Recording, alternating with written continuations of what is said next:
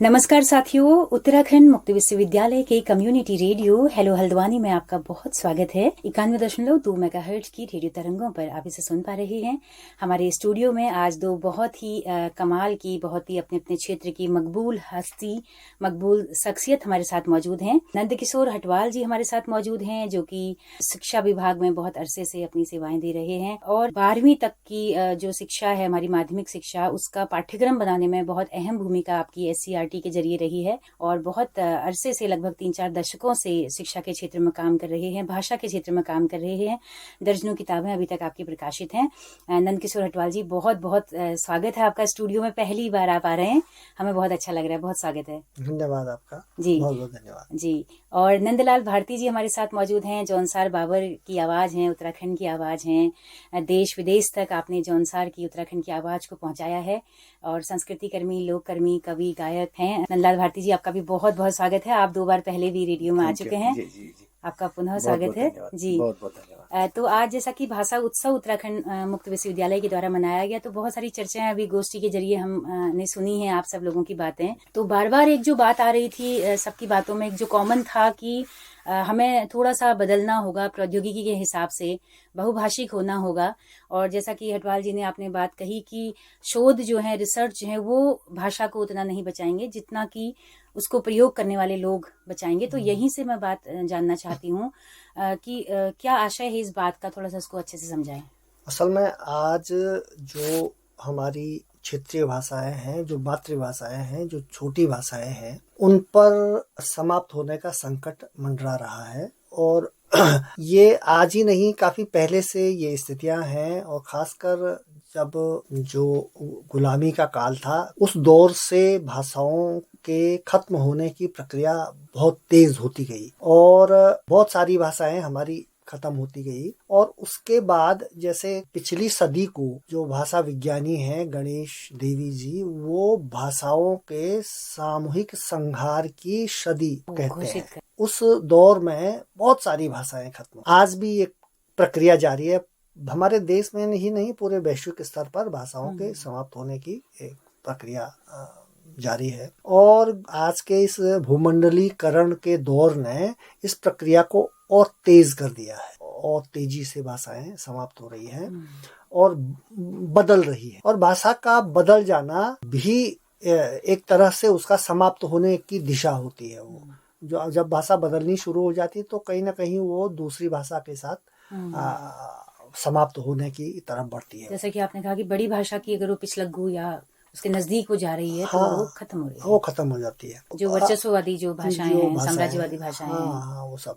तो इसको आज जो गोष्ठी थी, इसको बचाने के लिए हमको कुछ मेहनत करनी पड़ेगी। ऐसा नहीं है कि अगर प्रयास किए जाएं और भाषा न बचे, ऐसा नहीं होता है। आमतौर पे उस भाषा के प्रयोगकर्ता लोग अगर प्रयास करें तो भाषा बचती भी है, विकसित भी होती है। ऐसे भी हमारे पास सैकड़ों उदाहरण हैं जब छोटी भाषा पर काम किया गया, समाप्त हो रही भाषा पे काम किया गया, तो आगे बढ़ के बहुत समृद्ध और ताकतवर भाषा बनी।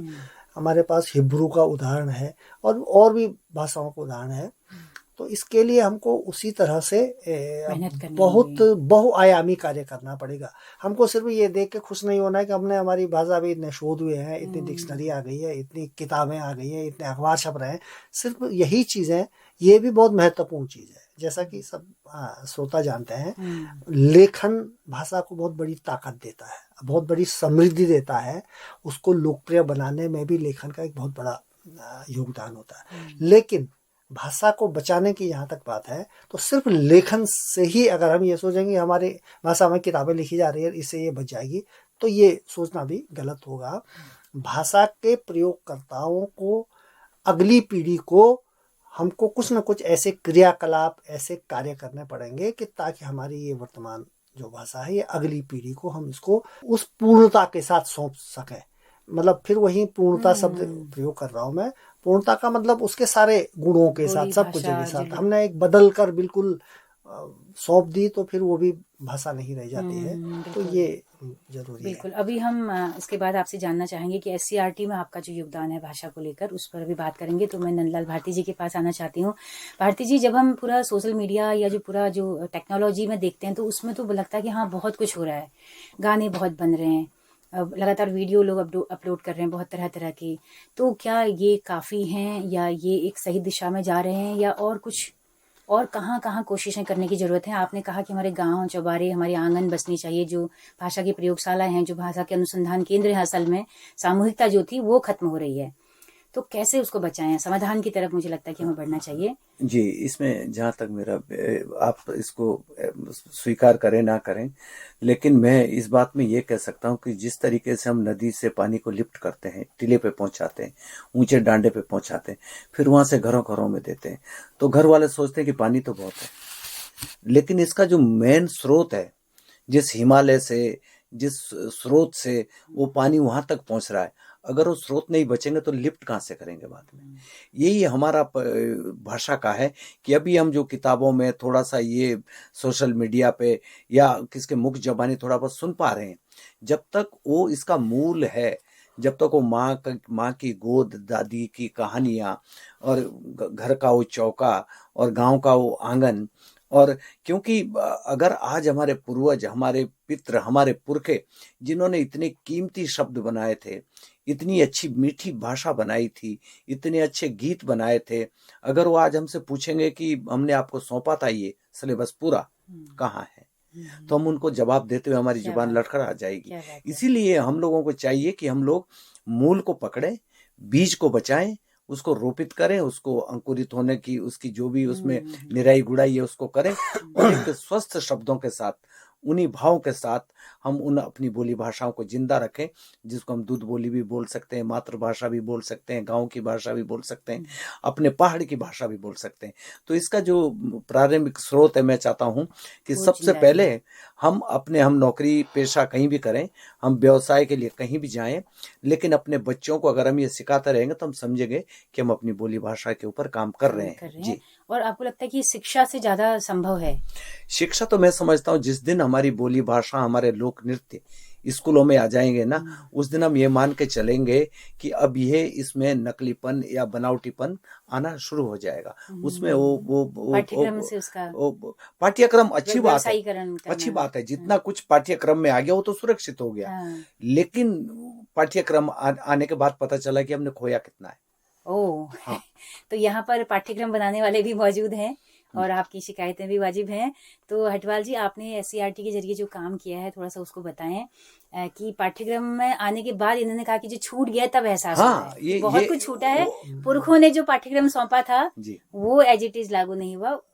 तो थोड़ा सा बताइए। हाँ, असल में मैंने अपनी बात में पहले एक शब्द प्रयोग किया था, पूर्णता के साथ। भाषा को हमें पूर्णता के साथ अगली पीढ़ी को सौंपना है।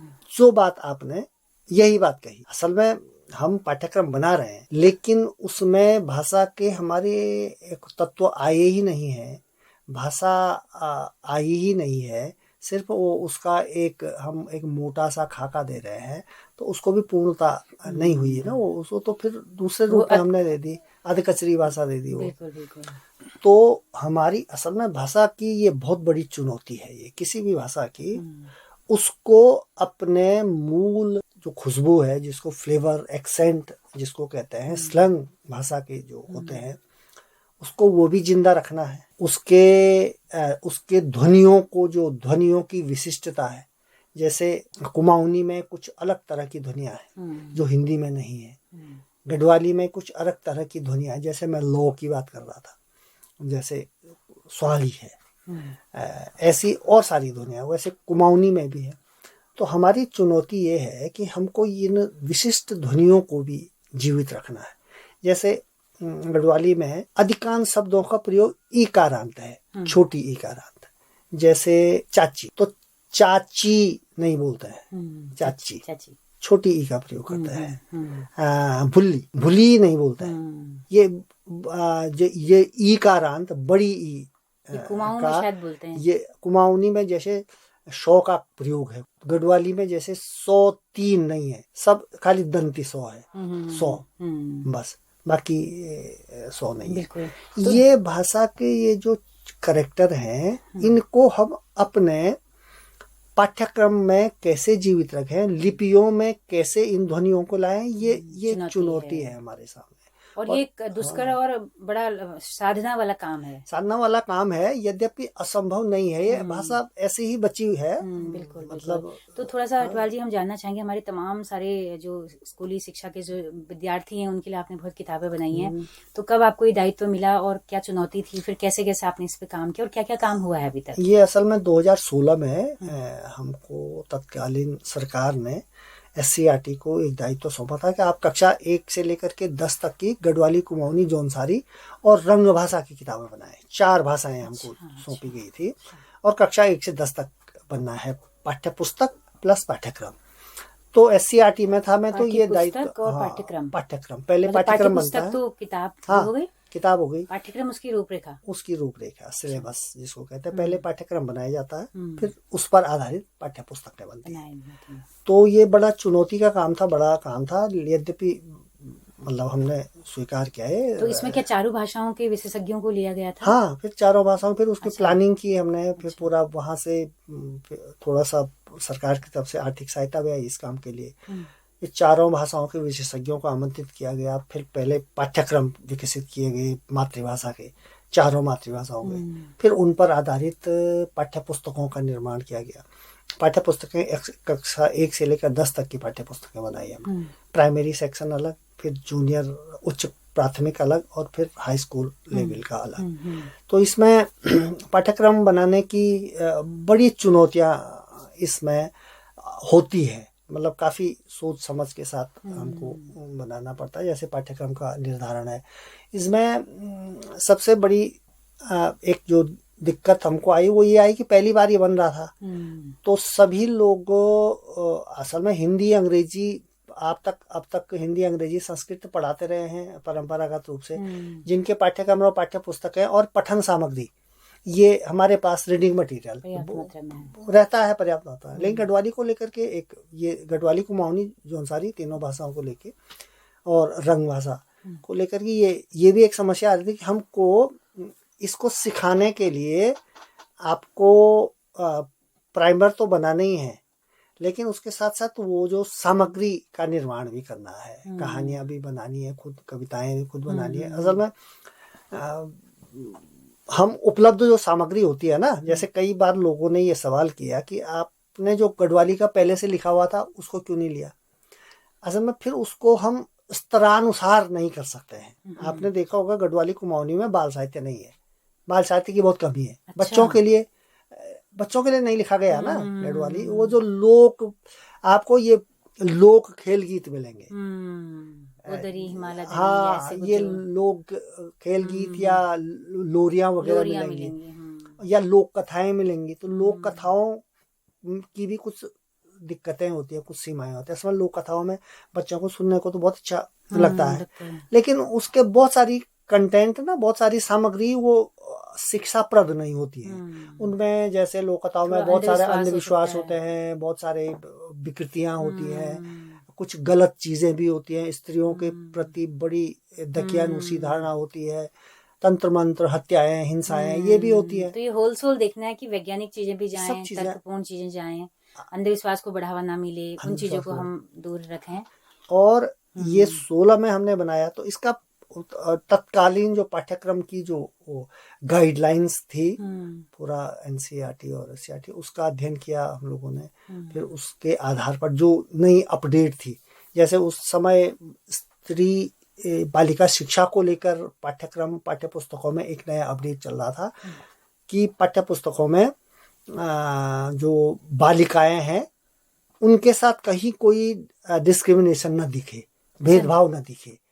अच्छा, ना दिखे। हाँ, मतलब पाठ्य पुस्तकों में रीडिंग मटेरियल, जैसे हमारे पहले से होती थी राम पाठशाला जा, राधा खाना बना, हाँ, राधा झाड़ू लगा, हाँ, तो ये सब ना हो। हाँ, ये सब चीजें जो बालिका के भेदभाव के जो नए, हाँ, हो, जो नए मानक है ना, जैसे ऐसा न दिखे कि कोई काम कर रहे हैं, जैसे क्लास कक्षा में झाड़ू लगा रहे हैं या खेल रहे हैं, खेल का कोई चित्र है, तो उसमें तो ऐसा ना लगे बेटियां भी हों। हाँ बेटियां भी हों, या कोई कहानी है और उसमें जो मजबूत काम है पुरुष का काम वो लड़के कर रहे हैं, वो लड़कियों का भी और हो। कमजोर काम लड़कियां कर रही हैं, या लड़कियों को रोटी बनाने सिलाई कढ़ाई का काम दे दिया साहित्य में, और लड़कों को फुटबॉल या उसका काम दे दिया। तो इस तरह की बहुत उन सब मानकों पे खरे उतरने की चुनौती थी, पर खरे उतरने की। फिर सामाजिक जो एक सामाजिक न्याय का सिद्धांत है जो हमारे देश की बड़ी चुनौतियां थी तत्कालीन, जो धार्मिक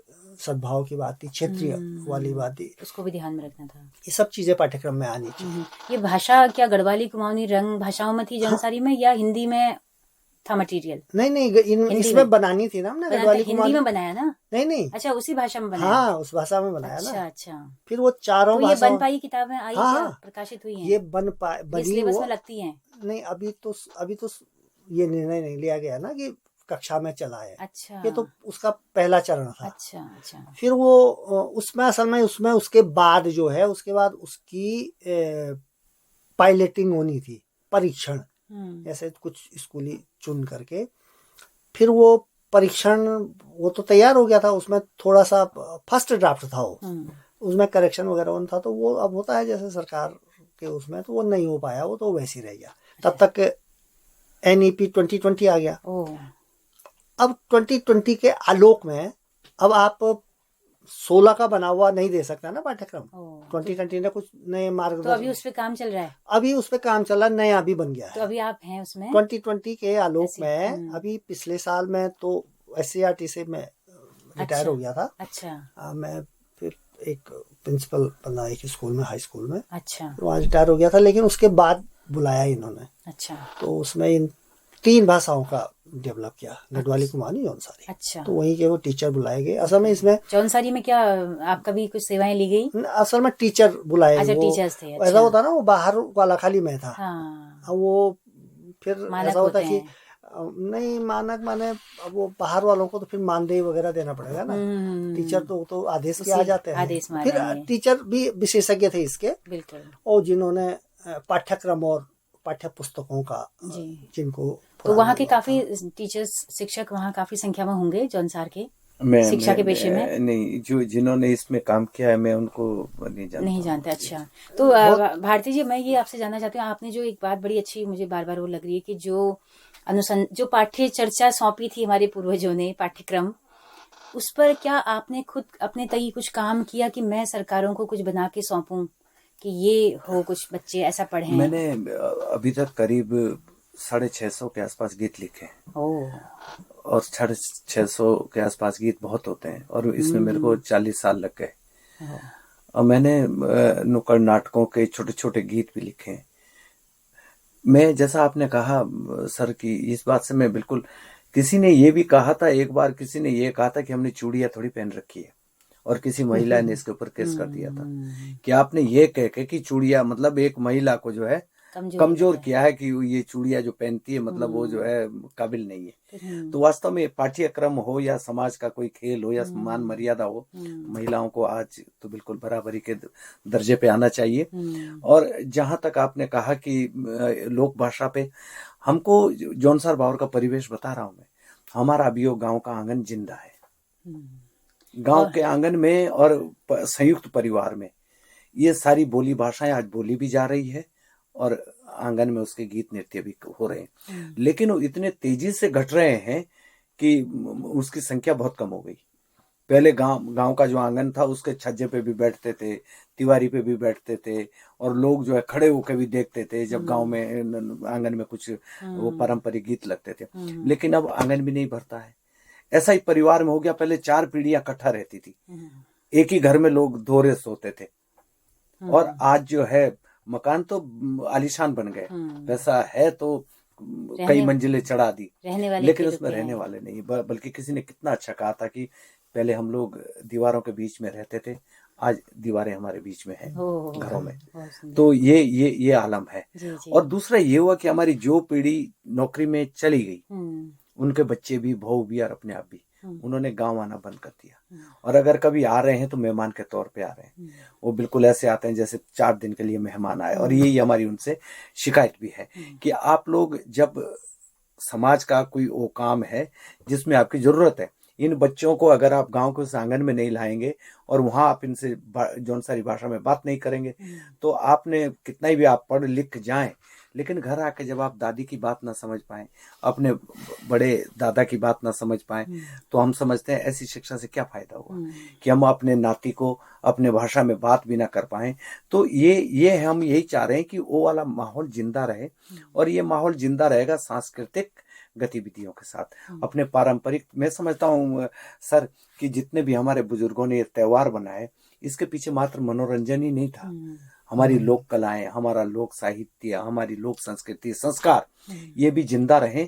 तो शायद जैसे हमारे यहाँ एक विवाह पद्धति है, बेटे का जब पहला विवाह होगा, अगर उसके 4 बेटे बेटी हैं, लेकिन उसमें से जब बड़े बेटे का विवाह होगा तो ये मान्यताएं भी है और अनिवार्य भी है कि जिनके साथ आपके झगड़े हैं, लड़ाई है, बोलचाल बंद है, एक पूरे आपने 50 साल से उनसे बात भी नहीं करी, आपको उनको मनाना पड़ेगा।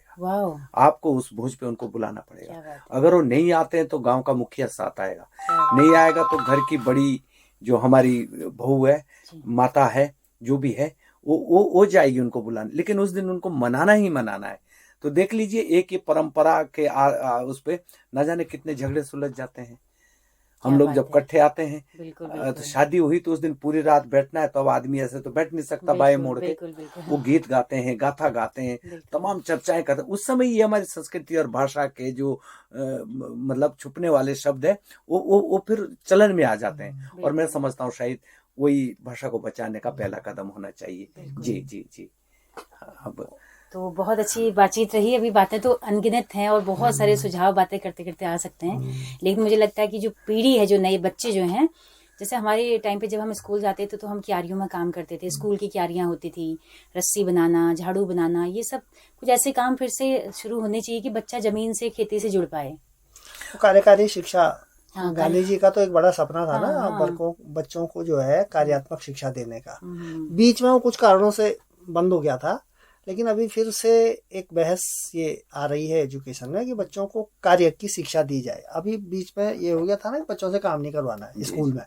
काम करते हुए बीच में आपने देखा होगा कि मीडिया में जैसे कोई बच्चा काम कर रहा है, अच्छा बच्चे झाड़ू लगा रहे हैं, साहब बच्चे झाड़ू लगा रहे हैं, या पानी ला रहे हैं तो बच्चे पानी ला रहे हैं, एक इस तरह का। लेकिन अभी ये फिर से ये अभी मतलब एक बहुत बड़ा तबका है जो इस बात का समर्थन करता है कि बच्चों को काम। तो ये तो सर ये है ना कि गुरुकुल की परंपरा की जो शिक्षा थी, अगर राजा दशरथ अपने बेटों को गुरुकुल भेजते तो सबको अपने घर में बुला लेते, लेकिन वहां जाके उन्होंने सारा सब कुछ साफ सफाई भी सीखी, उन्होंने अपना कपड़ा धोना भी सीखा। तो ये तो बच्चे को आना ही चाहिए। और हमारा तो जैसा मैंने कहा ना कि परिवार में हमको, मैं खुद की बात कर रहा हूँ कि शाम को जब पिताजी वगैरह बैठते थे वो कहते थे कि चलो वो जो है ऊन की तकली है इसको काटो।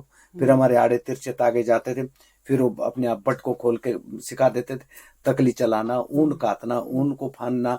और वो बहुत सारे गांव के जो हमारे पारंपरिक वो है, खल को निकालना, जो चुल्लू का तेल निकालते हैं उसको, धान को कूटना, जितनी दालें उसको कूटना, इकट्ठा करना, अनाज के बारे में बताना। आज तो बच्चों को ये नहीं पता ये अनाज जमीन के ऊपर उग रहा है या नीचे उग रहा है। तो ये सारी चीजें, गाय भैंस भेड़ बकरी ये सब जब चराते हैं तो सारे वनस्पतियों का ज्ञान होता है। अपने परिवेश से परिचय बहुत जरूरी है बच्चों के लिए। संडे को छुट्टी है तो वो जा रहा है कभी खेत कभी बैलों के पीछे। तो बहुत सारा वो ज्ञान है जो यूनिवर्सिटी में या किताबों में लिख के नहीं मिल सकता। जी असल में नहीं, शिक्षा में ना वो जो स्थानीय भाषा के माध्यम से शिक्षण की बात कही गई है, उसमें खाली स्थानीय भाषा से मतलब नहीं है। स्थानीय भाषा तथा स्थानीय परिवेश के माध्यम से, स्थानीय उदाहरणों से आप गणित का सवाल करवा रहे हैं बच्चे से, विज्ञान की बातें कर रहे हैं, तो उनमें जो आप उदाहरण देंगे वो स्थानीय परिवेश का देंगे, उसमें हल का उदाहरण देंगे, उसमें आप जुए का उदाहरण देंगे, उसमें आप वो जो मेले की बात कर रहे थे उसका उदाहरण देंगे। तो वो अभी फुलफिल उतना हो नहीं पा रहा है। नहीं, अब उसके लिए तो काफी काम करना है। अब जैसे ट्रेनिंग बहुत चाहिए, ट्रेनिंग बहुत चाहिए, एक माइंड सेटअप चेंज चाहिए ना। अभी जैसे आपने कहा वो जो जेंडर डिस्क्रिमिनेशन हमारे अंदर इतना भरा हुआ है। धूमिल की एक कविता थी कि हर किसी के पास गया मैं और फिर जिसकी पूंछ उठाई वो सब मादा पाया उसको। तो ये मतलब एक लंबे समय तक इसको बहुत क्रांतिकारी कविता माना जाता समझा था। गया। लेकिन लेकिन बाद बाद में में जब एंगल से चेतना देखें, आई महिला उसके प्रति, यही जो कह रहे हैं चूड़ियां पहन लो, घघरा सिलवा लो, ये हाँ, जो ये जुमले ये हैं, मतलब महिलाओं को जो और है भी बहुत सारे हैं मतलब। जैसे मैंने कुछ किताबें देखी, शायद वो आप बिनसर पब्लिकेशन वाली कह रहे हैं, उसमें वो नथिया और वो सब भी बने थे ना फ्रंट पेज में। हाँ तो कई बार हमें लगा कि यही क्यों, या तो चलो हसिया ठीक है, वो हमारा औजार है, श्रम का प्रतीक है, लेकिन ये सब कहीं ना कहीं सामंती प्रतीक भी हैं। हाँ वो अब वो संस्कृति में और उसमें कैसे थोड़ा सा फर्क करें, बारीक जो रेखा है हाँ वो बड़ा मुश्किल होता है असल में। अब ऐसा हो गया कि ना, हम पैरों की पायल और नथिया तक ही हाँ, महिला को सीमित ना करें। सीमित ना करें। लेकिन वो फिर दूसरा उसका पहलू ये भी है कि स्त्री को कैसे असल में, अगर पुरुष उसको बाध्य कर रहा है कि तूने वो पहनना है और नथ पहननी है, तो वो तो दबाव हो गया। लेकिन अगर स्त्री अपने मन से उस श्रृंगार के लिए कुछ पहनना चाहती है, मतलब उसका अपना है, वो पहनना चाहती है, नृत्य करना चाहती है, असल में ये पहनने की जो आज़ादी जिसको कहते हैं ना, भोजन की आज़ादी, घूमने की आज़ादी, अपने जीवन को अपने तरह जीने की आज़ादी, जो आप पहनना चाहें वो पहनने की आज़ादी, तो ये वाला कंसेप्ट ज़्यादा महत्वपूर्ण है। जरूर। तो ये हमारी आधुनिक शिक्षा में ये आनी चाहिए, शामिल किया गया है इसको। बहुत अच्छी बात है, बहुत अच्छी चर्चा रही, बहुत अच्छा लगा हमें। आप लोग Thank you, लगातार ma'am. Thank you. Hello Haldwani के श्रोताओं के लिए आपका स्नेह हमेशा मिलता रहे, आप लोग आते रहें। हटवाल जी, भारती जी, बहुत बहुत शुक्रिया। आपका बहुत बहुत धन्यवाद जी। तो दोस्तों, आप सबका भी बहुत शुक्रिया इस कार्यक्रम में अंत तक हमारे साथ बने रहने के लिए। उम्मीद करती हूँ कि बातचीत आपको पसंद आई होगी। अपना फीडबैक जरूर दीजिएगा। तो नंदलाल भारती जी के साथ में, नंदकिशोर हटवाल जी के साथ में, अपनी रेडियो मित्र सुनीता भास्कर को दीजिए इजाजत। नमस्कार।